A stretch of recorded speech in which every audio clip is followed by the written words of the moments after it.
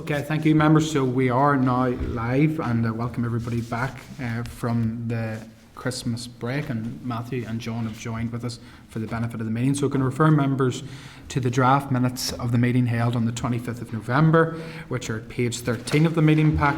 And apologies, members, I wasn't available for that one. I had other duties to attend to that day. But as members, thank you, if they're content to agree the draft minutes as posted. Thank you, members.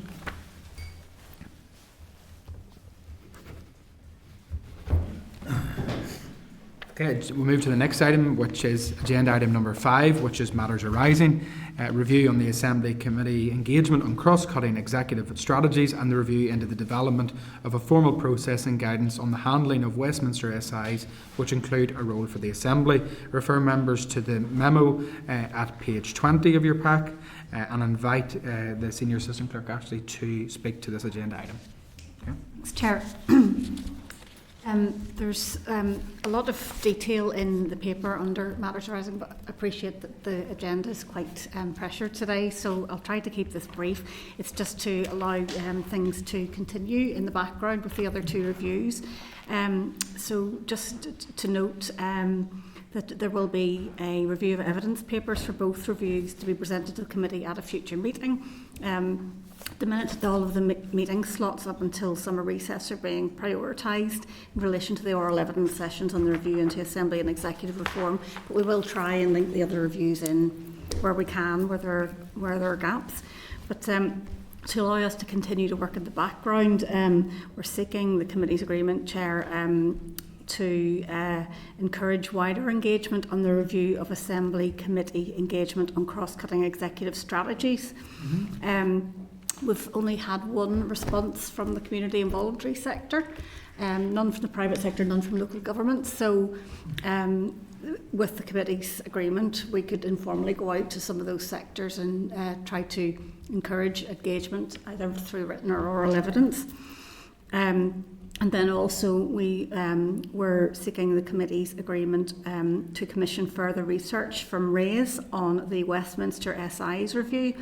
It's quite a complex picture on Westminster SIs in terms of what might be proposed in Westminster on matters that impinge on here and therefore should be considered by the Assembly. But it was just to commission some more research from RAISE to ensure we understand those fully. So, for example, some amend primary legislation, some are secondary legislation themselves, some by law require the Assembly to be consulted, some are more of a political agreement. So we just want to make sure we completely understand what they are. And then finally, again on the Westminster SIs review, the research paper described the Welsh Synod's approach to handling Westminster SIs. Welsh Synod didn't reply to the call for evidence, and with the committee's agreement we'd like to write to them just to tease out a little bit more about how effectively their processes are operating, because they might be a good example for us to draw from should the committee decide to recommend that we need a process here. Okay, thank you, Ashley. Does anybody have any questions in relation to those three updates? No, I'm not sensing. So can I seek agreement for the committee secretary to encourage wider engagement on the review of Assembly Committee engagement on cross-cutting executive strategies? Are members agreed? Great. Could I seek agreement to commission further research from RAISE in order to develop a clear and full understanding of the range of Westminster SIs which may impinge on devolved matters and should therefore be considered by the Assembly? Are members content? Great. And could I seek agreement for the clerk to write to the Synod to seek information on the effective operation of its approach on the handling of Westminster SIs? Great. Thank you, members. Thank you, Ashley. We now move to agenda item number 6, which is the review into the Assembly and Executive Reform oral evidence session. A SIG agreement for oral evidence session to be recorded by Hansard in line with the normal practice. Members agreed? Agreed. Okay. Refer members to the following documents in the meeting packs from page 56 through to page 118. And we'll wait until there's a handout, but we will welcome Emma DeSouza, Peter Emerson and Dr. Anthony Soares and Anne Watt from Pivotal. So we'll wait until they take their Thank you. Okay.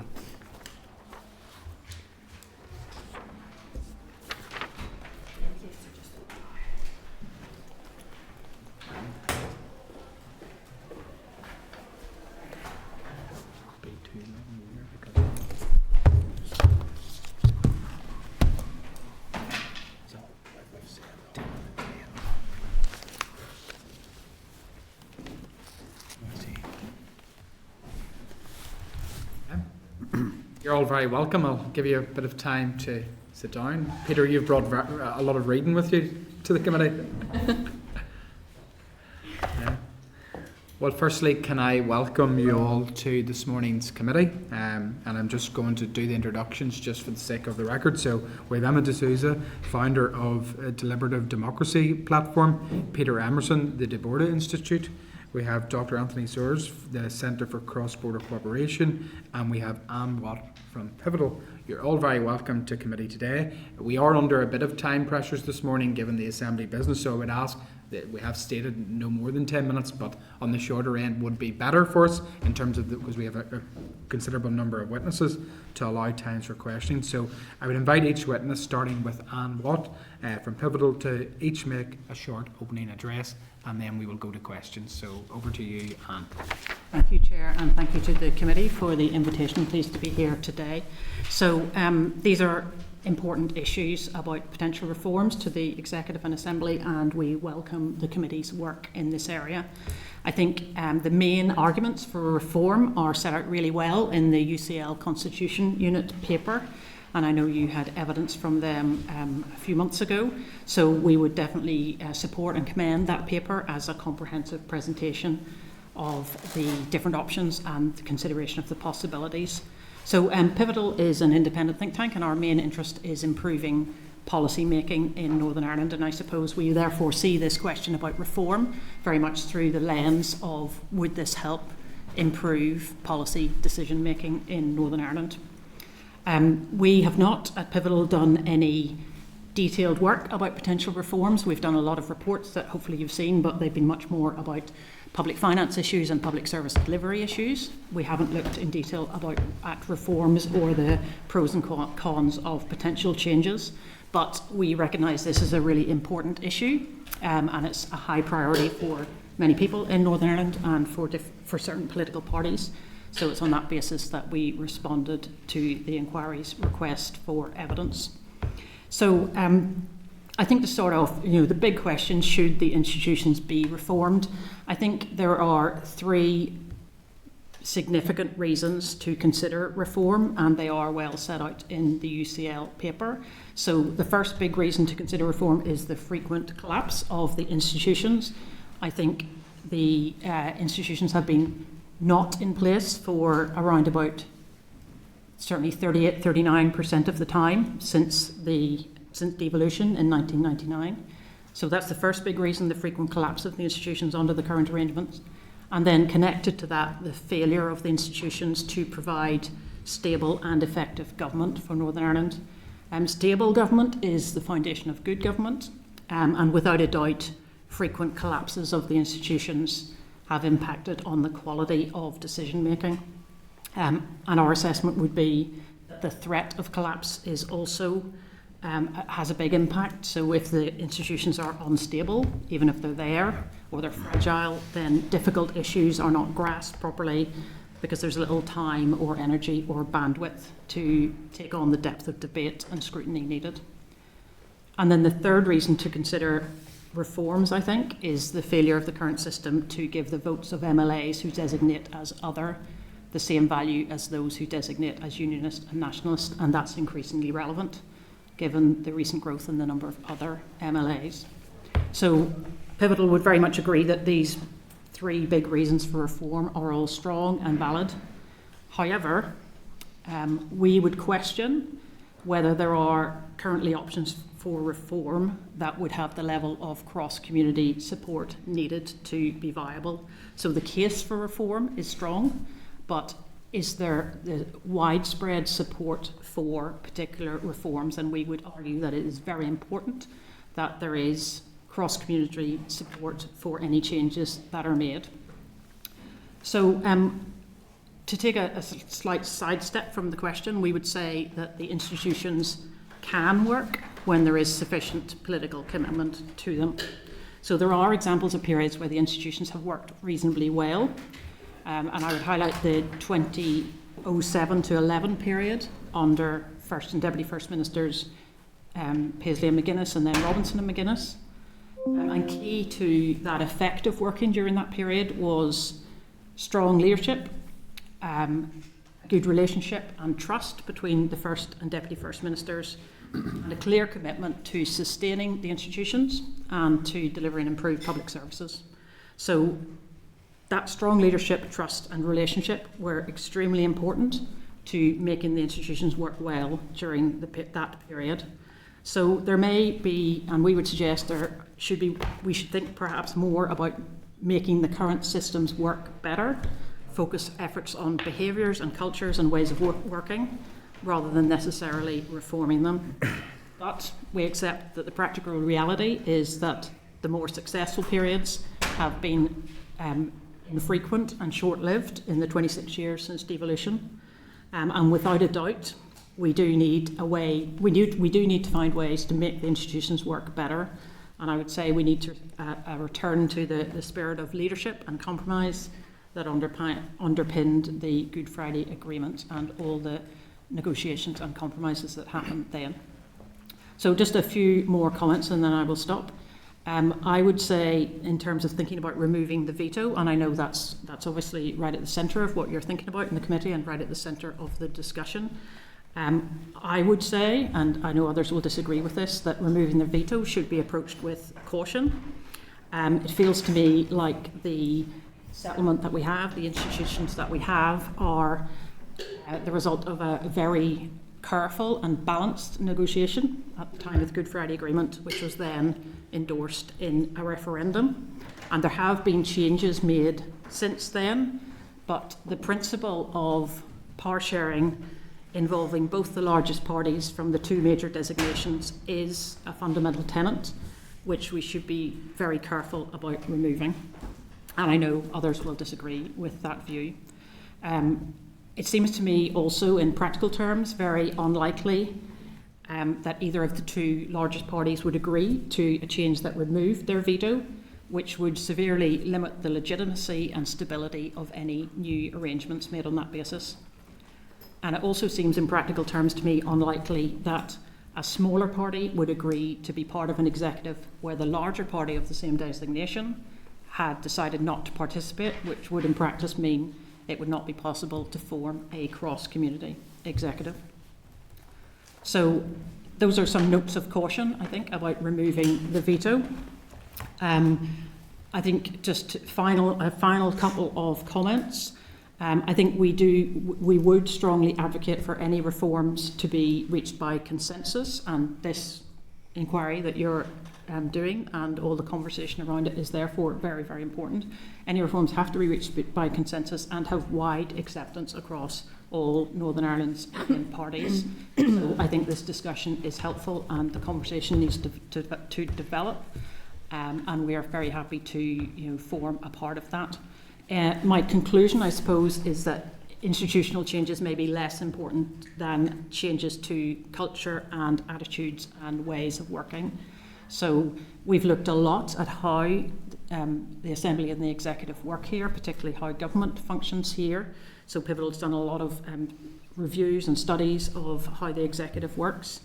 And we would say that there are structural issues that could help to make the Executive and the Assembly function better. For example, a greater focus on improving outcomes, much more decision-making on much more choosing of priorities rather than trying to do everything.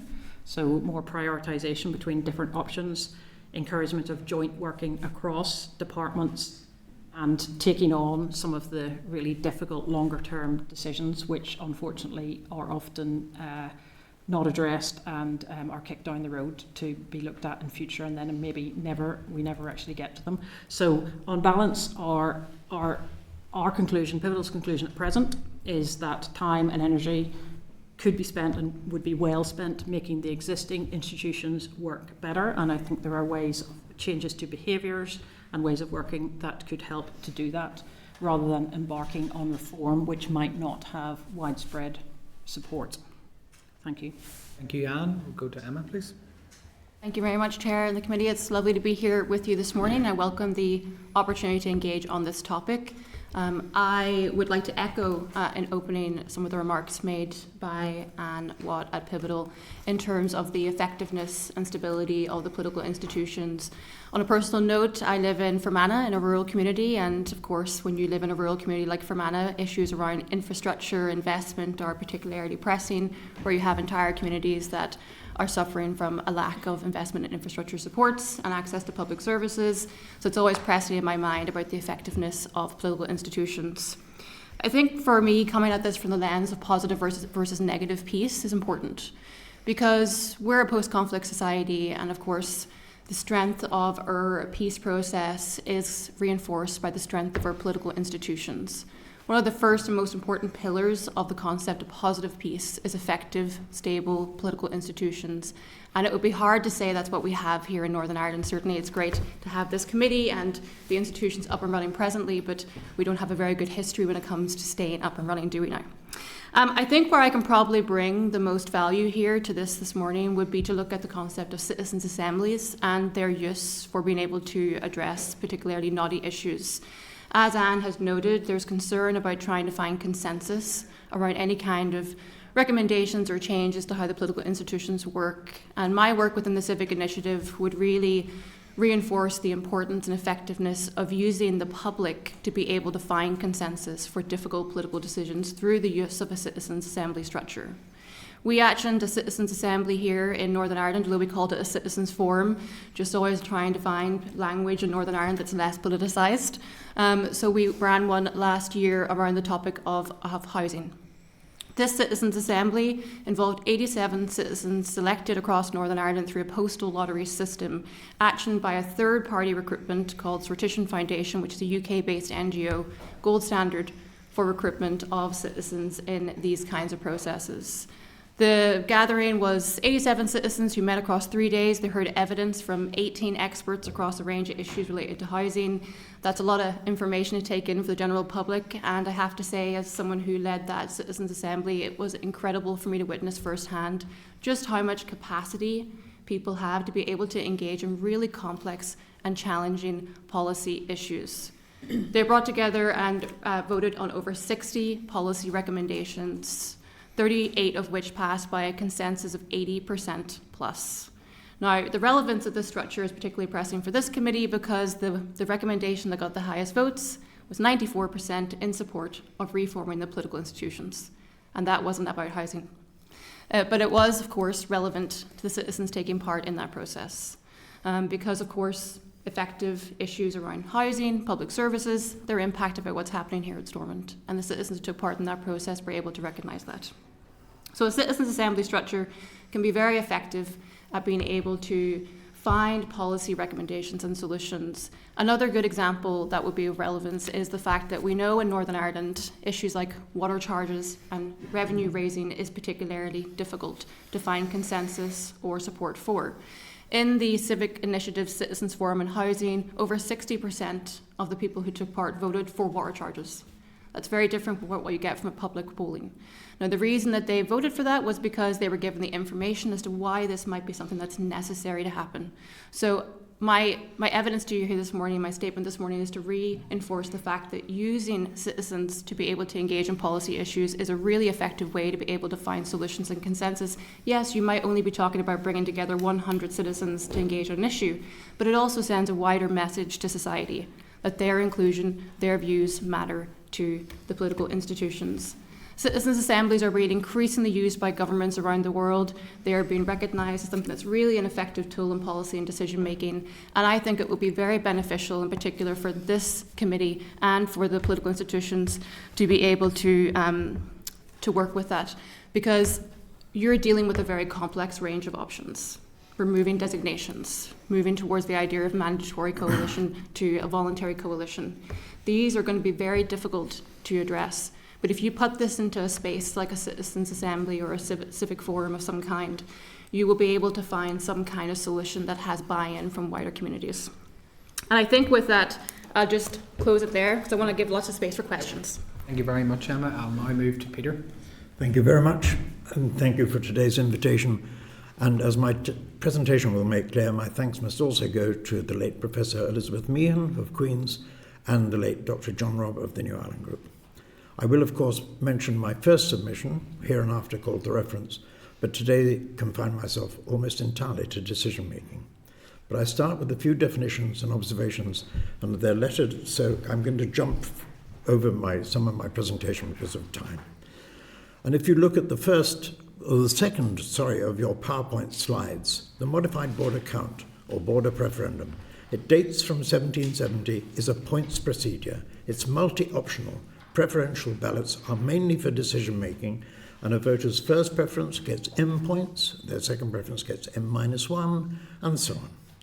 If adopted in what is usually a 5 or 6 option ballot, as could often be expected in the Assembly, the methodology would encourage all MLAs, to state not only their first preference, but their favourite option, but also their compromise options. And at best, if everybody does cast a full ballot, the MBC can identify the option with the highest average preference.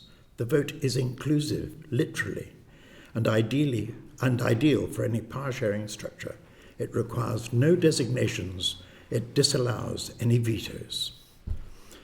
C, as stated, if every voter casts a full ballot, the winning option will be the one with the highest average preference. If one or more voters cast a partial ballot, however, another measure is required, the consensus coefficient, and it's defined as the option's MBC score divided by the maximum possible score. And in a 5-option ballot, it varies from a maximum of 1.0 to a minimum of 0.2. The quota border system is an electoral system very like PRSTV, 1, 2, 3 and all that. First past the post prevents the voters from casting any preferences. PRSTV allows them to cast their preferences, and in contrast, QBS, which is also BR and based on the MBC, actually encourages them to do so. E, as noted in my first submission, the QBS matrix vote is PR, 2-dimensional ballot, in which every MLA may nominate, in order of preference, not only those whom he/she wishes to be on the executive, on one axis, but also the ministry in which they wish each nominee to serve on the other axis. A QBS count identifies the 10 or 12 most popular MLAs, and then, having turned their preferences into points, as in an MBC, allocates each in sequence to the ministry for which they have the most points. It was used in 1986 in the New Ireland Group's People Convention with Dr. Robb. It was in Queen's in 1998 with Professor Meehan, and as noted in the reference, with a computerised count in a public meeting in Dublin hosted by the Irish Times in 2016. More recently, it was key to an online exercise in the Centre for Conflict Resolution in Munich in 2021. Observations. Majority voting is used almost everywhere, from the UN Security Council via nearly every national parliament. One notable exception is the UN's COP talks, the most recent of which, COP30, was in Brazil. Because needless to say, number 2, you cannot get the consensus of up to 200 countries in a majority vote. 3, what with PR and so on, there are over 300 electoral systems to choose from. In contrast, there are just about a dozen decision-making systems.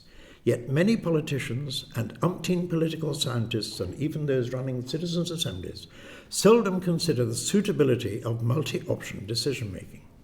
They tend to debate only a few variations of binary voting, like consociationalism, which dates from 1603 and was used rather ineffectively in Czechoslovakia from 1968. And 6, the Good Friday Agreement proposal for a referendum is, of course, outside your remit. May I nevertheless note that while its authors firmly supported the notion should be enabled to cast their preferences in any Northern Ireland elections, and quite right too, they did not think that the voters should enjoy a similar degree of pluralism in any future referendum. Strange it is, indeed, that a peace agreement should initiate a binary ballot, a stark option X or option Y vote, without the existence of even one peace or compromise option. And now my presentation. Majority voting can be used in elections, candidate X, yes or no, but the only country to do so regularly is North Korea. But as we use it in decision-making, option X, yes or no, in singletons or in pairings, option X or option Y. 2, we have probably all had the experience of trying to persuade a bunch of kids to come to a collective agreement. Okay, children, what shall we have for lunch? Parsnips, turnips, Swedes or sprouts? And if that's all there is in the fridge, there may well be a majority against everything. And such was the case in Brexit. So, okay, what's for afters? Ice cream, jelly, trifle or chocolate cake? And there may now be majorities in favour of everything. In any multi-option setting, binary voting is at least inappropriate. 4, and now I bring you to the second slide of the PowerPoints. To show another example, consider that used in it's similar to that used in the reference. A committee of a dozen members is debating 3 options, A, B and C. 5 want A, 4 want B and 2 want C, and 1 is the impartial, non-voting chair. So there are majorities of 6, 7 and 9 respectively against all 3 options. So let us assume 5. Let us assume the 5 have first, second, third preferences of ABC, the 4 BCA, and the 2 CAB. And I'm now on your third slide. A is more popular than B is more popular than C, and C is more popular than A. So A is more popular than B, is more popular than C, is more popular than A, is more popular than B, and you go round and round in circles forever.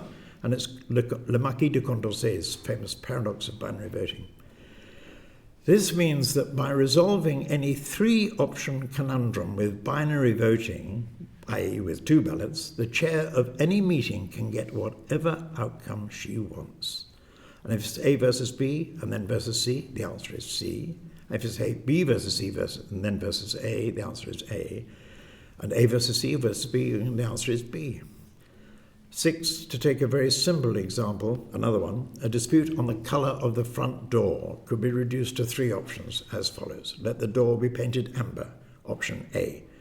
Delete amber and insert blue, option B. Delete amber and insert claret, option C. But maybe the chair wants the door to be damson, option D.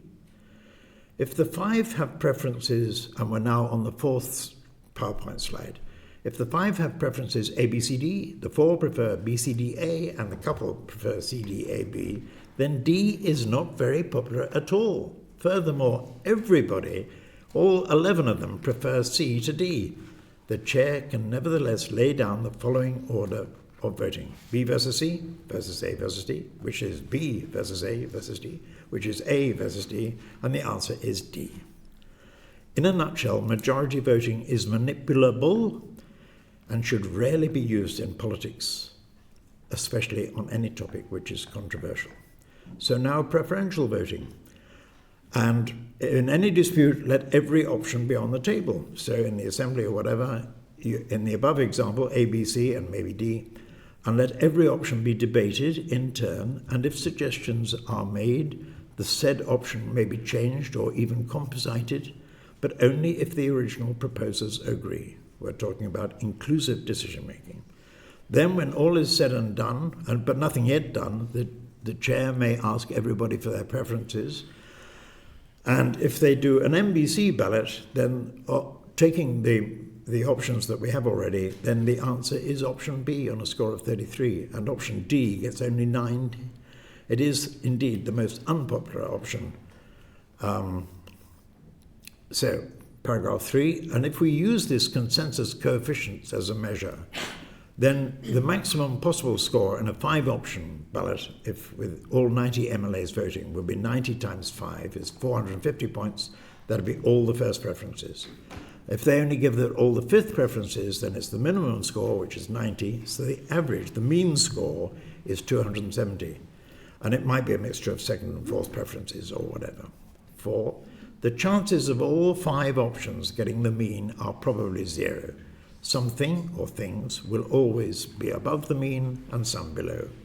If the winning option gets less than 300 points, that should be regarded as inadequate. If it gets more than 300, it could be termed the best possible compromise. If more than 350, consensus. And if more than 400, a collective wisdom. These figures are arbitrary and may be adjusted by all concerned as they become more accustomed to the process. Sorry to interrupt, Mr. Emerson, but could you draw your remarks to a close? It's just I will indeed. now towards the end. So I emphasise again that cross-community support can be measured without any designations. It has long been assumed that the very use of designations helps to perpetuate the very sectarianism they were supposed to overcome. And it is strongly contended, however, that if the above NBC voting procedures were to be adopted, cooperation would be more readily effected. Furthermore, it could relatively easily adopted in other divided societies like the Balkans and the Caucasus. Thank you. Thank you very much. Anthony? Thank you, Chair, and thank you to members of the committee for inviting me here today. Just quickly, the centre of which I'm director, the Centre for Cross-Border Cooperation, is a think and do tank, researching and analysing public policy of relevance to cross-border cooperation and relations, and using the results of its research to support improved cross-border cooperation and those with cross-border lives, including through its flagship Border People project. I'd just like to begin by saying, firstly, that I have to admit that the Centre was initially reluctant to make a submission to this committee as part of this review. But once we took the decision, I'd like to note that the Centre's approach to this review is based on the belief that members of this Assembly, this committee, and members of the executive are committed to public service, and that our input is driven by a desire to maximise the results of that commitment for the benefit of all communities. The Centre's written submission focused on the options for reform set out in the Constitution Unit's report that was circulated as part of this committee's review, and I'd just like to briefly touch on three overarching areas covered by our submission. These are the status of the current structures, the need for cross-party consensus for any reforms, and for any reforms to be consistent with the interdependence of the three strands of the 1998 agreement, and finally, how reforms should promote inclusivity, accountability, and delivery. So, as others have already said, we can't escape the fact that instability has been a feature of Northern Ireland's governance since 1999. Repeated collapses of the Executive and Assembly have disrupted not only local governance, but also North-South cooperation and broader intergovernmental participation. The current design gives major parties the ability to unilaterally block governance, which would suggest that reforms are needed to enhance stability and public confidence. And just as an illustration of that issue of stability and public confidence, for a 5-year period from the first quarter of 2021 to the final quarter of 2025, the Centre ran quarterly surveys on the conditions for North-South and East-West cooperation, and a standout feature in the responses was how the absence of the Northern Ireland Assembly and Executive was seen as undermining the political context for cooperation. In contrast, and following the restoration of the institutions in February 2024, the quarterly survey for that period recorded the highest ever percentage of respondents who indicated that the political context for North-South cooperation had improved. 90% of respondents. In terms of reform, any changes to the institutions under Strand 1 of the Good Friday Belfast Agreement must be considered in light of their interdependence with Strands 2 and 3 of that agreement. Any changes should lead to Northern Ireland having a continuous and effective presence in the North-South and East-West institutions established by the 1998 agreement, as well as in the East-West frameworks that have been created more recently. Sustainable reform requires cross-party consensus and the backing of the agreement's co-guarantors for reforms agreed and put forward by the parties in this Assembly. It should also have the informed backing of civic society.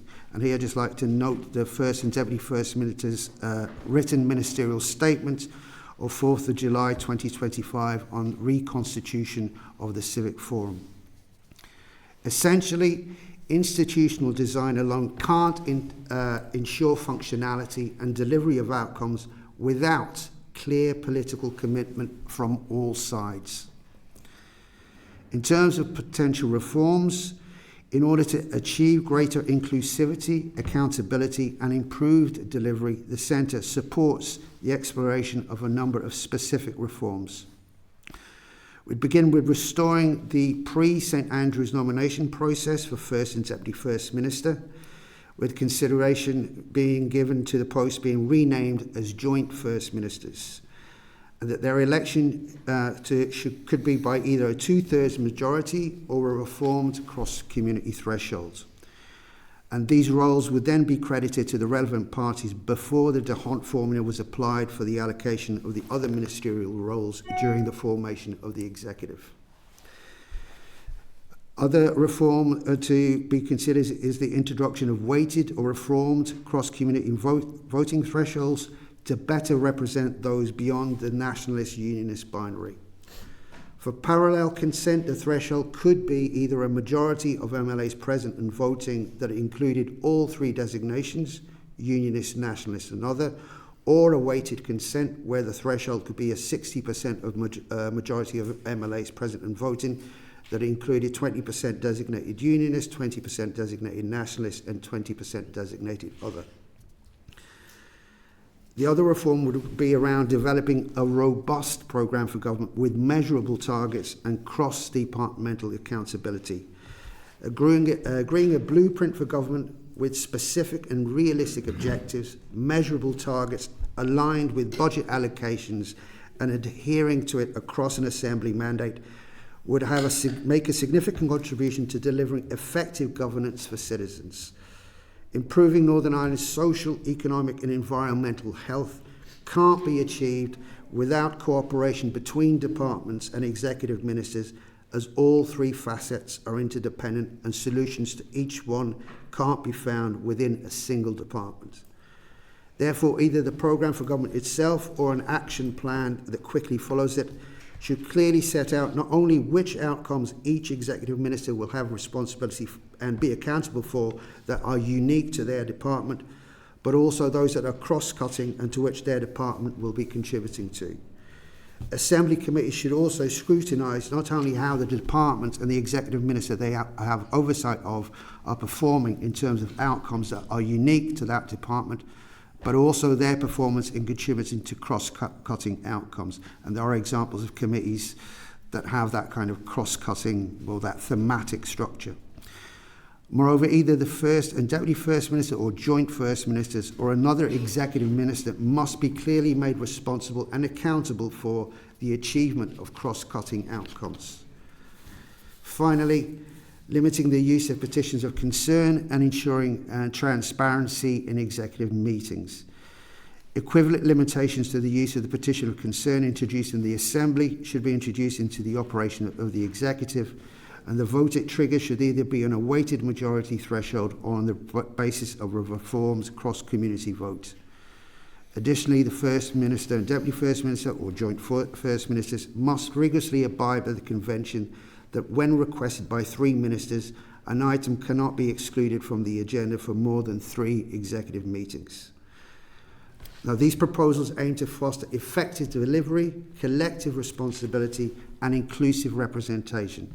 However, whether any of these proposals put forward for reform are enacted is entirely a matter for members of this Assembly, but they should be considered in terms of whether the current structures are reflective of Northern Ireland society as a whole and whether they are delivering the outcomes communities currently need. Thank you, Chair. Thank you very much, and thank you everybody for your evidence. I know the Assembly now is in session, so with that in mind, Carol, you may be most pressed to get away if you have a question before I go. No, thanks. Thank you. Okay, I'll go firstly to Pat as indicated, and then to Matthew, and if anybody else then make your... Okay. Thanks, thanks for your presentations. Emma, you mentioned and majored on the issue of a citizens' assembly. For the first 40 minutes of our meeting, that's what we were discussing. We were discussing the mechanics and the logistics of setting up a citizens' assembly of some sort to discuss whatever report comes out of this committee. So I just wanted to reassure you on that. The committee has already agreed to investigate the possibility of carrying out that exercise. I almost felt like we were being chastised by the school principal for being naughty. You accept or you argue that the Assembly needs to be reformed, but there isn't going to be cross-party consensus to do that. So you argue that there needs to be a change of behaviour, culture, attitudes. Well, what exactly do you mean by that? And how would it be brought about? Yeah, so I think in the work that we've done to look at how the executives functioned over the years, I suppose there are recurring patterns in the way that the executive operates. So, for example, it doesn't always grasp longer term issues. So, for example, at the minute we would look at the plans in place and we would say there isn't a credible plan for investment in our wastewater infrastructure, for example. There isn't a funded plan in place, and I don't know what the prospect is of getting to that. We had an anti-poverty strategy which was roundly rejected by experts in the sector, so we don't seem to have a plan on poverty. I would challenge whether we have a plan on improving our productivity and growth. So big longer term issues aren't being addressed properly, and I think we can see that over the years of the Assembly. So that's one thing. I think another thing is the difficulty that different departments have working together. So getting departments to function in a cross-country manner is very hard, and I would say that seems to be getting worse at the minute, with individual ministers defending their patch and parties defending their departments. Yeah, and I mean, in an ideal world, that's the way. Yeah. The Assembly and the Executive should be working. I mean, I also sit on the Education Committee, and we have been banging on for months and months, if not years, about education and health working together, particularly when it comes to children with special educational needs. And it's almost impossible to get that done.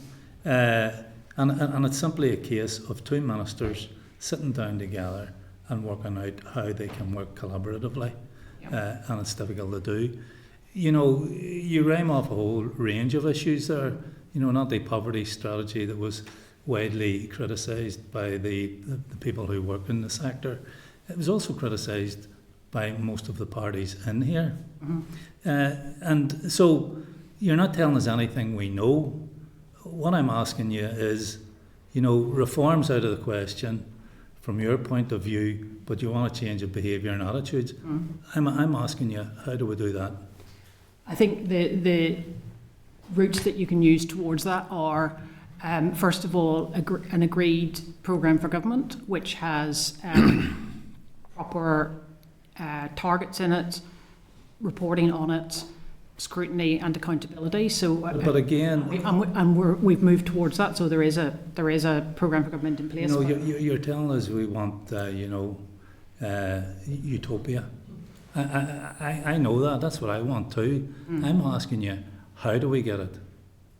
What I'm saying is these are some of the routes that you can use. So an agreed programme for government where there's proper reporting on it, and at the minute I don't think we have proper reporting. There was an agreed programme for government. Yeah. I haven't seen any plan for how we're seeing the outcomes from that being measured and reported on, and accountability for those. So I think it's a step. Was that because the executive parties just didn't want to do that? I don't know the answer to that question. Or was it because we couldn't get agreement? I don't know. You know, similar to the anti-poverty strategy. I mean, we wanted a much stronger anti-poverty strategy. But the minister and the department decided to produce something else. Yeah. How do we, for example, get a stronger anti-poverty strategy? Well, that comes down to the prioritisation that the executive makes between different issues, doesn't it? And what it says is important. So poverty is not in the programme for government, and maybe that's part of the reason it's not high enough up the agenda. Oh, So I think the mechanisms you use are, a proper programme for government and accountability for it, and then leadership to drive those improvements, and the associated budget that underpins all of those things. And then you should, if you've got those big programme for government aims, then be working collectively towards them, and that should help break down some of the barriers between departments. Yeah. But I think we've got, as I was saying, I think at the minute, I would observe an increasingly siloed operation of government here. And I mean, I absolutely agree with you. There are a lot of things that ought to be done, but ought implies can, and that's the difficulty in all of this. So thanks for that, Anna. Thanks, Thank you. Okay, Matthew? It's further to Pat's questions. First of all, to yourself, Anne, thank you all for coming and giving us evidence. It's very thought-provoking. Obviously, there's a range, I think it's useful to have a range of views, not simply kind of consensus. I suppose if I was characterising it, three support, probably nobody is opposed to the idea of making Stormont work better. Maybe three broad supporters of reform, but with different emphases or different approaches, and a slightly more sceptical view about the practicalities of reform. Just so I'm kind of understanding it correctly, Anne, is your view that it is sort of philosophically wrong or practically too difficult to embark upon a kind of major overhaul of how, or even an overhaul of how this place works? I think it's the practical point, really. I think that we need, any reforms have to have a broad consensus. I don't think that it would be viable to have a reform that one of the two biggest parties at present was strongly opposed to, or indeed that both of them were opposed to. So I find it difficult to see how you could have a system of government that operates in this place without broad consensus from the major parties. So, And I know that's a view that is not shared by others, and others will advocate very strongly differently. But that's where we're at this. well, I understand and kind of to an extent appreciate the view, but I don't obviously wholly agree with it. And I suppose the question I would ask is around how we shift up politics, because on the one hand you're talking about, and I think rightly talking about, the need to focus on our politics and more focused on delivery and more focused on actual outcomes, whether that's anti-poverty reduction, dealing with wastewater so you can build houses and create jobs, etc., or any number of other things that we need to do. And clearly our political system does not incentivise delivery, or it doesn't disincentivise lack of delivery. I think that's pretty obvious, and that's not a dig at the two main parties. In a sense, I obviously spent a lot of my time doing that, but there isn't a disincentive from lack of delivery. I think that's kind of resoundingly clear. And in one sense you could say political parties who are not incentivised, or maybe more accurately not disincentivised from doing certain things because of the structure of the system, aren't necessarily going to respond to that. So what would you say to the point that if our politics continues to be structured in the way that it is, all that will happen is that I would say part of my job as opposition is trying. We think we've had some success. We wouldn't claim that we've, radically revolutionised things, but I think we've had some significant successes in terms of starting to change the culture and conversation, certainly on specific issues. But in general, we are still in a situation, in my view, where there's not enough of a disincentive for lack of delivery. And that goes so far as to say you can collapse the institutions for a lot of years and you won't be punished, or you'll be, or you won't, you won't really feel any huge significant electoral consequences from that. So, if it's too practically difficult to do that, what are the other ways that we can change? And it's a fairly similar question to Pat's almost. How do we change the culture of our politics to incentivise delivery or disincentivise no delivery? Because if we can't have structural change, we will need to do something.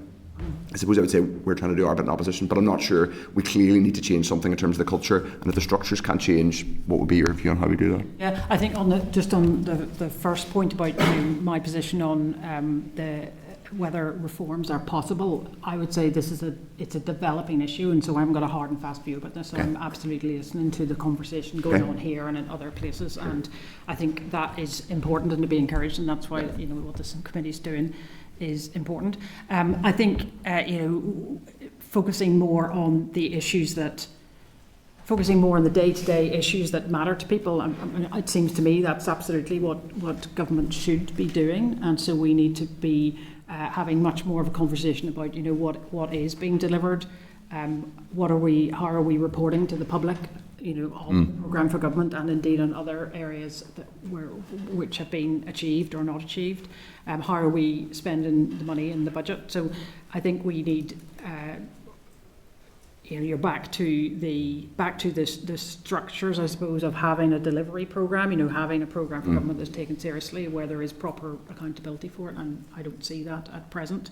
Maybe it's going to emerge. We've had the programme for government for about a year now, and we still haven't had any reporting on it, as far as I can see. It's about those structures of government talking about the issues that affect people, the bread and butter issues that affect people day to day, you know, health, education, the environment, infrastructure, poverty and so on. More focus on those issues and less on you know, the things that divide us.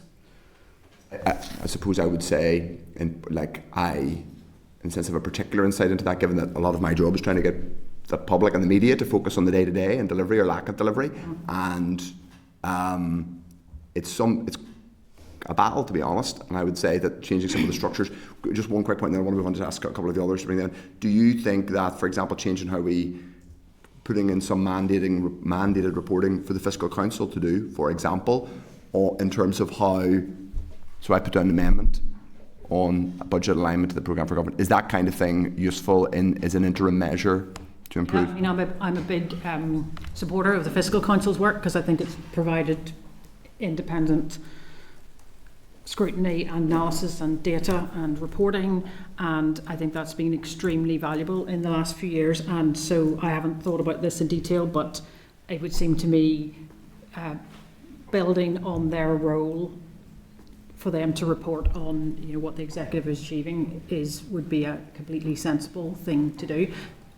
Go back to what I said before, is the executive should be reporting on this itself, and and that information should be going out for those in the Assembly and indeed wider organisations like Pivotal and others to be able to look at that, but we're not having that so far. Conscious I need to let others in, because Emma, just quickly, you made the point about citizens. There's basically broad, like whatever it is, 80% of people support the principle of reform. Does that break down when you go into more detail on what reform looks like? 94% supported reforming the institutions, which is an incredibly high percentage to get in any kind of citizens' assembly process. No, we didn't break it down because we were doing housing, and so this was not actually what we were meant to be talking about within the citizens' assembly that we did. But there certainly is an enormous amount of potential to use a citizens' assembly structure to actually break down what that would look like in terms of designations. All the questions being raised here today could easily be decimated within a citizens' assembly structure. And on this point around how difficult it would be to get changes, I think it's just very important to make the point that, in my view, changing and reforming the political institutions is not just preferable, it is necessary. Yeah. We need to look at how we can evolve the political institutions as society evolves. Yes, it would be difficult to find consensus, but obviously it's not impossible to find consensus, and I think that, you know, storming political institutions, the executive in particular, has a long history of avoiding difficult decisions, and I would implore this committee not to follow that trend and to actually be ambitious with the recommendations that you bring forward in your report, and to look at how you can actually achieve structural reform and to use something like a citizens' assembly for those difficult recommendations, because you will find some kind of consensus within wider society. You might end up literally doing everything by citizens' assembly. That's the problem. But that's helpful. Thank you.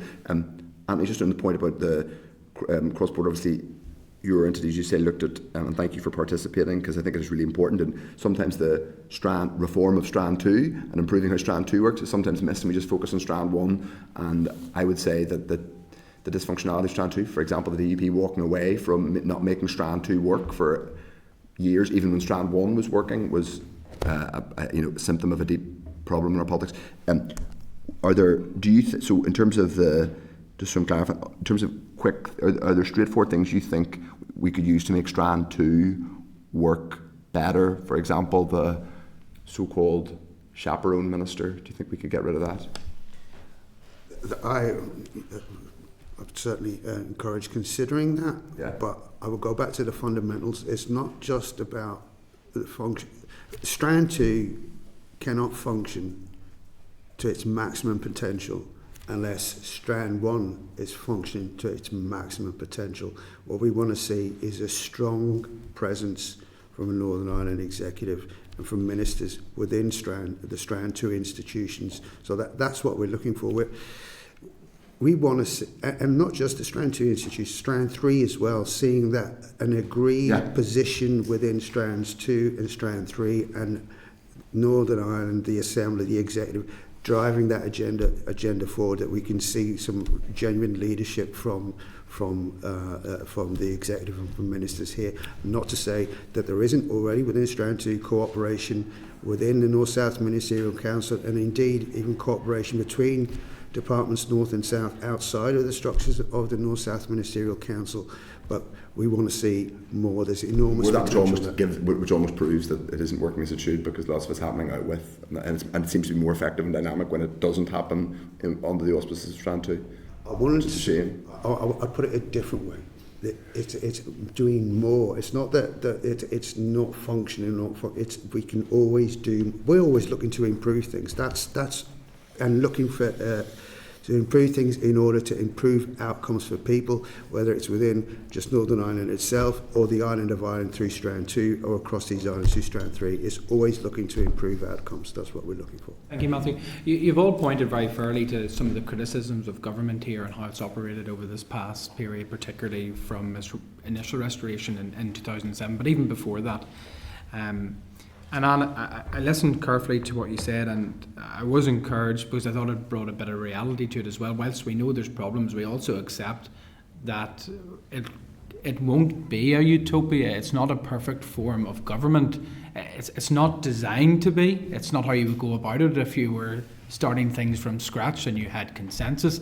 There is deep division, community division on core concepts. So whether that's on a very constitutional status right through to fiscal perspectives, etc. And whenever we're put into a place where you have to work together in a coalition executive to try to, yes, work on what you can agree, but also maybe shift priorities towards where the focus is for the majority of our people rather than focusing on niche issues. C.S. Lewis once talked about chronological snobbery. And it's a very, very interesting concept, because I think quite often that happens whenever it comes to talking about the agreements, going right back. Because if we focus in on every single specific area of reform that has been mentioned, and there's been so many that have been mentioned, I think you mentioned the point, Anne, there was careful and balanced negotiation around every one of them. If we go back to the start point, we will see at the time why that particular provision was talked about, was hard fought for by different perspectives and negotiations, and ultimately was core to gain some form of cross-community buy-in. Now, my fear is that if we look through the lens of today and we change some of those basic fundamentals, that you could face very quickly, an agitation or a dishevelment, particularly among political parties' buy-ins to the system. And I suppose my question would be, what do you believe would command cross-community support to achieve better government? So rather than sometimes, which we do, is focus on the headline points about reform, what it means in terms of first ministers, deputy first ministers, executive vetoes, etc. Is there anything that this committee could grasp that would has the potential to achieve cross-community support, which would deliver better outcomes for government?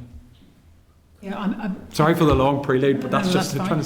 And I think your comment, Chair, about how this is a really difficult system to get to work. I mean, maybe I should have said that in my remarks. Of course it is. It's a really tough system to operate, and you have parties who are very different in their views on the constitutional status and lots of social and economic issues as well. So it's very hard to make it to get it to work.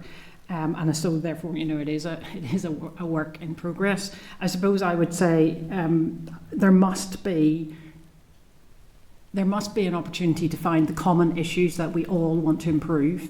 So no matter what your views are on the constitutional status, surely we want a better health service. We want our children to have a better start in life. We want our older people to be well looked after. The issues of public service delivery and improvement must be common issues where we can find goals that can be agreed on. And so I would urge much more focus on those issues where there's a shared ambition and aim. So that's not answering your question about reform. But to develop on that concept, any of those issues that you have raised, I don't doubt anybody's sincerity across any political party to address satisfactorily.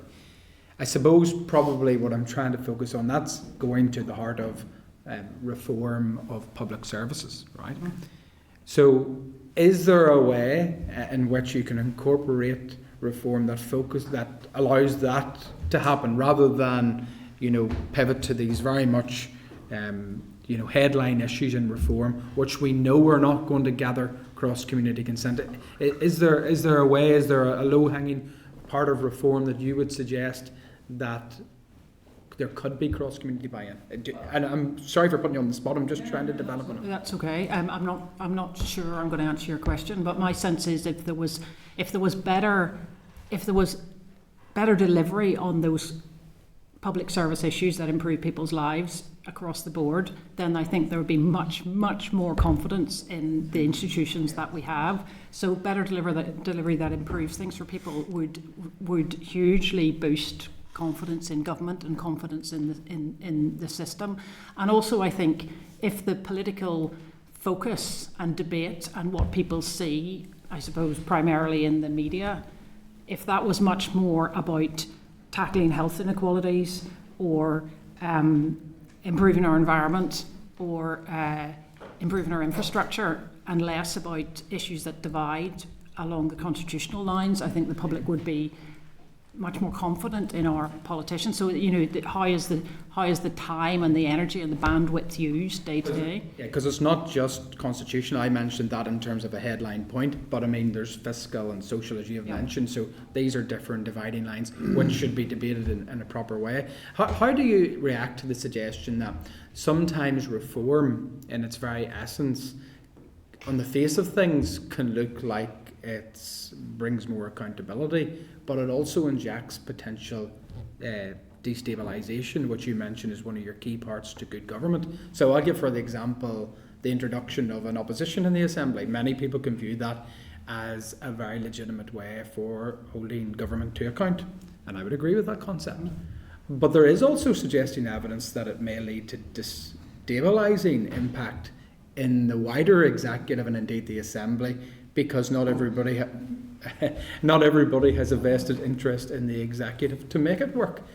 Have you any thoughts on that, particularly as opposition is developed in the Assembly?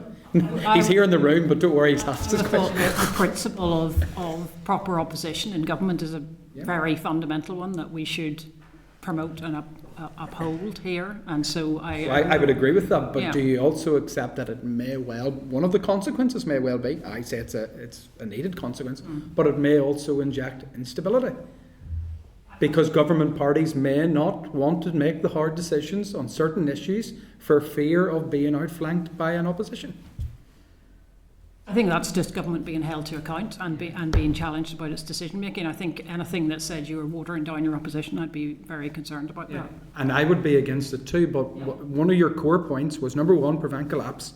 Number two, to provide stability and effective government. I can see how opposition could help provide effective government, but it could also inject instability within a system, because people may feel that they can't work together in a difficult situation, in a power-sharing executive, for fear of what their opponents might say. I think it's the role of government to make decisions that they can justify and back up, and stand up against whatever the opposition's challenge to that is. But I think anything that dilutes the role of the opposition, I'd be very wary of. Yep, same. And final question from me, and it's to yourself, Anthony. You mentioned some very interesting concepts regarding the scrutiny committees and how they could play a valued part, particularly on cross-cutting issues. And I think Pat mentioned one example on special education. I would also see that in terms of skills with education and the Department for Economy. What concrete would you say could be proposed to inject into committee scrutiny to ensure that there's a level of accountability? To me, to date, it seems almost like it's just ad hoc. There can be joint committee sessions between the two committees, but there's no real delivery beyond that. Have you anything specific on that? I mean, it's looking to existing examples of committees in other assemblies and parliaments. Can you point to any? So the House of Lords as a whole raft of thematic committees rather than departmental committees. Actually, just quickly before I go into that, one of the things that I do note that we don't have in this assembly that the Scottish Parliament and the Welsh Senate have is a kind of an external affairs, a kind of European affairs, looking outward. We're the only devolved institution in the UK that doesn't have a similar committee. But in terms of cross-cutting ones, so the House of Lords has a whole raft of them. In the Oireachtas, you have committees, for example, there's a committee on artificial intelligence, a committee on disability matters, a committee on drugs use, a committee on key issues affecting the traveller community, and a whole other series of committees that are standing committees that are looking at thematic issues rather than looking at a specific, departmental issue or scrutiny of one single department. So they're effective. They allow to bring in officials from different departments who are connected to that particular theme, different experts from different fields to speak to a particular theme. And they do seem to assist in terms of kind of delving into a specific subject in much more depth than if it was just a departmental committee. I've seen similar style committees obviously in the House of Commons, like a grand committee of committee chairs which scrutinise the wider work. Is there merit to that in your consideration for scrutiny, particularly of whether it's the executive's performance, government ministers? Have you given any consideration? Grand committee. Mm-hmm. So it could constitute, like it does in Westminster, of all of the relevant chairs scrutinising the work of the executive, whether it's the First and Deputy First Minister or indeed other ministers as they see fit for their work programme. Absolutely, I do see merit in that, but the other kind of side of that is that in terms of the executive itself, who are the ministers that are going to be accountable for if you have a cross-cutting theme? Who is? There can't be a whole raft of them. Ultimately, there has to be one person or the joint first ministers responsible for cross-cutting themes. Cross-government? Yeah, so whatever the theme is, whatever the cross-cutting theme is, which should be linked to the programme for government, at the end of the day, there has to be someone that is responsible, that is accountable for that particular cross-cutting theme coming out of the programme for government.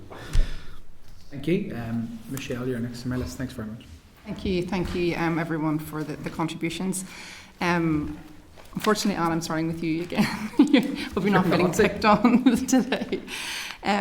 You have cautioned, and I think it's healthy for our inquiry to hear a view on that way. Most people are coming in here giving us their different options on reform, but actually to challenge the very idea of going for reform is something I think that we need to hear. Your caution has come from, I guess, how the institutions were established in the first instance. But is there a point when repeated collapse and the threat of collapse actually undermines the legitimacy of the current arrangements? Yeah, and I guess that's why I would definitely say my thinking on this is open and evolving, and I'm not taking a very firm view. I've said this morning where I am at the minute, but also, Pivotal we haven't done any in-depth studies on this, and I very much want to hear the conversation, because I think the three reasons that are set out in the UCL paper, for looking at reform are very strong. They are very strong. That there's frequent collapse, that there's not being stable and effective government, and that the votes of those designated as other are of lesser value in some votes. So I think that there is there's a strong argument for looking at reform, and I know the institutions have developed already and changed in some ways, like at St Andrews. So I have not at all got a final view on this, and very much keeping an open mind about it. I think Anne, yourself and others maybe have talked about the need for a change of culture and behaviours. So direct question if anybody has a view on this, please come in. But do you think reform in itself could be a vehicle for actually achieving better behaviours? I mean, if you don't have the option to exert a veto, then you have to get on with the job. You have to do the work. Would that in and of itself actually help create that culture change and those behavioural changes that we kind of need to have stable government and functioning government? Yeah, well, it could certainly a reform if it was possible that removed the risk of collapse or much reduced the risk of collapse would certainly should contribute to longer lasting and more stable government that has more time and energy to look at improving public services, making better policy decisions. But yes, so potentially yes, but it's the question I'm raising, I suppose, is does such a reform exist that would have widespread support? But that's certainly the goal would be more stable and effective government. Yeah. I was leading on from that, and Emma, this is probably coming into your space a bit. We had a conversation, as Pat referenced earlier, about some kind of civic engagement exercise, and you have made the case for that to be a citizens' assembly. I think within the committee we'll end up perhaps having a debate around that. I think there's agreement to do something, but what it looks like and what form that takes. I think there may be discussion around make your case for citizens' assemblies versus others, but also if there are other effective methods for delivering civic engagement, what would that look like? Well, I would say that the most effective is the citizens' assembly. And to do our citizens' assembly model, what we actually did was we did grassroots community-based work first. So the subject was housing. We didn't select the subject of housing. The Civic Initiative is a wide range of organisations that work in collaboration to deliver this. Essentially what we were trying to do was test the appetite for citizens' assemblies and whether there was the potential for them to be effective in Northern Ireland. And I would say actually our work surpassed our expectations in terms of the buy-in across communities, the delivery of policy recommendations, and just how much appetite there really was. So that's just to say that from the outset. So we didn't pick the topic of housing. That was selected by people on the ground through a facilitated process where we had 38 community-based forums across Northern Ireland. Did a 3-hour facilitated workshop. Those really gave us a lot of rich content in terms of how people really feel. And I do note, that there's a reference in this committee about the idea of community division. I would completely disagree with that. I think when it comes to issues around housing, healthcare, education, political institutions, just having a better quality of life, that's not evidenced in the work that I've done in grassroots communities, regardless of someone's political background or their preference or in the constitutional position. People agree that they want to have a better life for themselves and their children. There's a lot of agreement and consensus to be found in communities. The issue that we have here is that we don't have an effective structure to harness their views, to harness their suggestions on how to make this place better. And that's why I think this assembly structure is the most effective way to do that. So our grassroots community-based engagement was the build-up to the Citizens' Assembly. Mm-hmm. It gave us the subject matter that we would be debating. It gave us the issues that were most prevalent within communities. Over 500 people took part in that process, and then we had 87 in the Citizens' Assembly. So we would argue that system, where you're bringing together grassroots community-based individuals, you're bringing together the wider public, you have civic society widely engaged, you're bringing in people to give evidence. We really brought in all strands of what makes a deliberative democracy process really effective. There are other methods. So for example, you've got the Civic Forum within the Good Friday Agreement.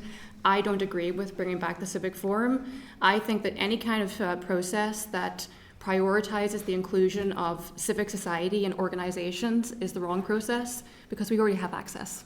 We already do consultation responses, we come in and give evidence. I think you need to look at a process that actually really includes regular people on the ground. Citizens' Assembly is the most effective way to do that, and you need to do it through a postal lottery system with an external recruiter to do it, so that you have legitimacy over the process that you're doing. Otherwise there'll be all those criticisms around how were people selected, and the process involved in that. So that's, I think, the most effective way to do it. There are smaller scale things, and I think that sometimes these institutions favour engagements that are less effective, have less reach, and less potential to actually achieve anything. We see that through the watering down of commitments from the Civic Forum to a Civic Compact Group and all the different things that we've had since then that never really have been very effective. So I think that going back to New Decade, New Approach, which includes a commitment to have one Citizens' Assembly every year, would be the best thing that this committee can recommend. Okay. Can I get one more question? Sure, yeah. Just before you ask your question, when we're finished questioning the witnesses here, there's about 5 minutes of evidence, or 5 minutes of the meeting left.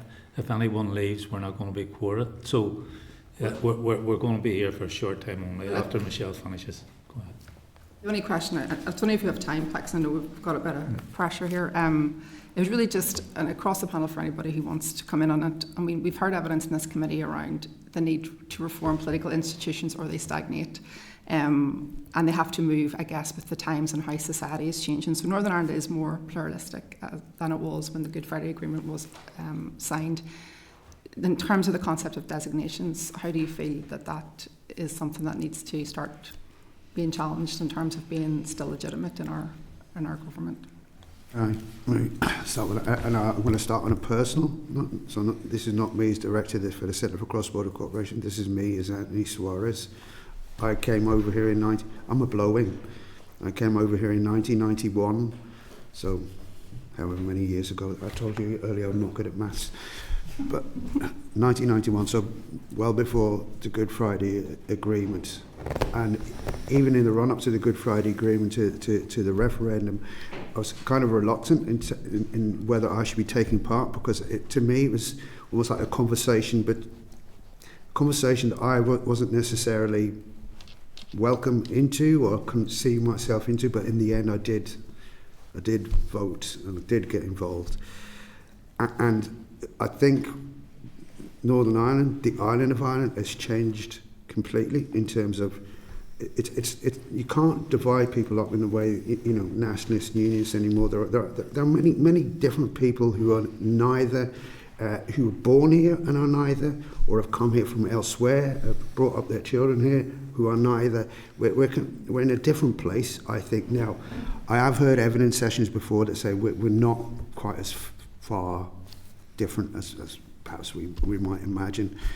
But I think it was also spoken about in terms of 1998. There's a question of where are these institutions, where are the politics, and where are communities?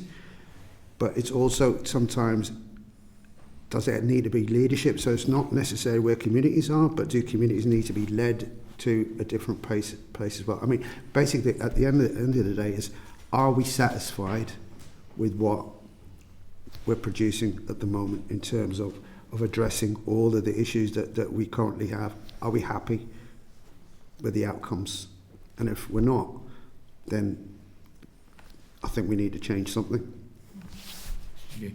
Peter, you wanted to come in briefly, please? Yes, please. 1985, Ian Paisley, Ulster says no. 1 week later, 6 of us stood outside the Belfast City Hall and said, we've got to say yes to something. And 6 months later, we had a public meeting. Everybody from Sinn Féin to Ulster clubs was there, over 200. This was under John Robb. And we allowed people to suggest whatever they like, as long as it complied with the United Nations Charter on Human Rights. And then we had a vote, and people voted yes for something, or yes in their order of preference for some things. But nobody voted no. And that's how we measured consensus. We didn't just find consensus, we actually measured it.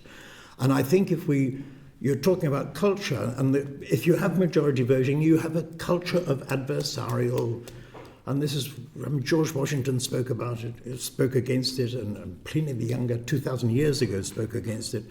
And why we still have this obsession with majority voting, it's time we question that. And if we move to a multi-option, so you have different points of view everywhere, let them all be on the table.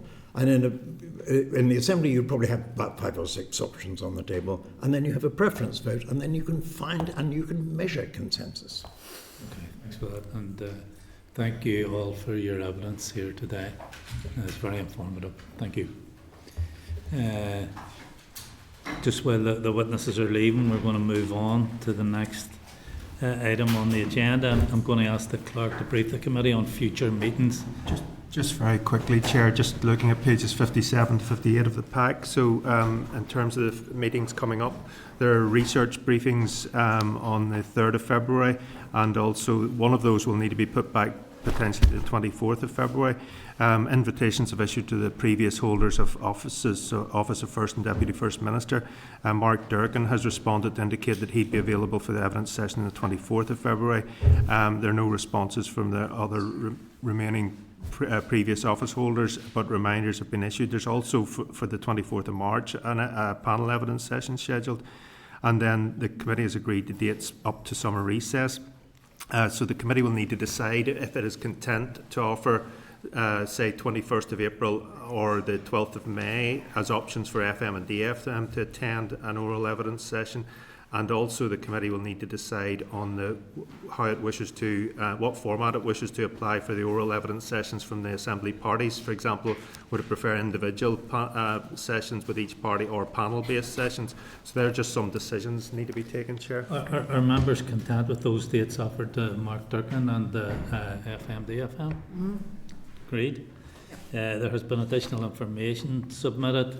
Refer members to the additional information provided by Daniel Holder, page 124, and Dr. Katie Jackson at page 125. Do we have agreement to add the additional information and papers to the evidence base for the review? Agreed. At the meeting on 25th of November, the committee agreed to seek procedural advice before we considered whether to invite the current Assembly Speaker and former holders of the office to provide oral evidence to the review. The procedural advice has now been provided and can be found at page 392, Annex J, and I'd ask the clerk to speak to this advice. Yeah, Chair, so the key point here is, the distinction between the role of the Speaker and the role of members, ministers and party leaders in terms of the need for the Speaker to maintain impartiality and independence. So the committee, if a committee is inviting the Speaker to provide oral evidence, and there's only been ever one example in the Assembly of this, and it was largely on a technical and procedural issue, but if the committee was considering that, it would need to give careful consideration to issues at hand, whether the issues at hand are matters of contention and different party political views which risk, drawing the Speaker into that. So that's an important consideration. There are other ways if the committee wanted to, and the current Speaker has already provided a written submission to the reform review, but there is that other mechanism of written submissions if the committee wants further information, but the committee may decide, it's content at the moment just with the information that the Speaker's office has provided already. Okay. Is that something we can take back to our parties and come back to at a later date? Yeah, yes, and that procedural advice is there if the committee wants to revisit it again, Chair. Okay. Chair, just going back. Do we have agreement on that? Okay. Yeah, Chair, just going back to the earlier issue about the oral evidence from the parties. Does the committee want to agree a format for that? Does it feel that a panel-based approach is the most efficient in terms of the limited opportunities for evidence sessions and so forth? Or any views on that? Yeah. Are we not representatives of our parties at this committee? I feel like we're doubling up on work there. Yeah, and Chair, that point has been made by one of the former office holders of FMDFM that they were content for their party representatives on the committee to represent their view. But the committee previously decided to invite the Assembly parties to provide oral evidence. And some of them may come back with that very point that they're content. But it's just in terms of the invites that go out, whether they should be in an individual or panel-based. That's fine, I think. Panel. I think if you don't mind, maybe we should go back to the parties individually and ask, and then come back to a future meeting and have that conversation. Okay. So, Chair, is that defer it from today to a future meeting? Okay. Yeah, just defer it. Yeah. Okay. Right. Okay, and we'll move on to the next item of business. Item 7, correspondence. There's a table there at page 394 of the correspondence. do we need to go through this, Chair? Yeah, there's a couple of decisions just on that. Okay. Correspondence, refer members to an item correspondence from Katie Lyons, the Bingham Centre, at page 395. Are members content to add the information provided to the evidence base for the review in the Assembly and Executive Reform? Agreed. Refer items to correspondence from the Assembly Engagement Office at page 547 in respect of committee participation in this year's Balmoral show, which runs from Wednesday 13th of May to Saturday the 16th of May. Could committees give me their views on whether this invitation is applicable to the committee remit, and if not, whether they're content to decline this invitation? I'm surprised this has come to this committee. Probably. Committee for Agriculture or something, should we pass it on to them? They will. It's a circular. Okay. They'll have already received it, so Okay. the committee's content to decline. Yeah. Need to speak to people. I'd refer members to an item of correspondence from the Clerk of EU and Interparliamentary Affairs at page 549, which is in respect of a proposed briefing to inform the committee on its review into the arrangements for Assembly members' participation in interparliamentary and international bodies. Are members content to schedule a briefing as outlined for the meeting on the 3rd of February 2026? Agreed. Seek agreement to note the item of correspondence copied to the committee at page 551 from a member of the public which does not relate to ARC remit. Agreed? Next item of business, item number 8, forward work programme.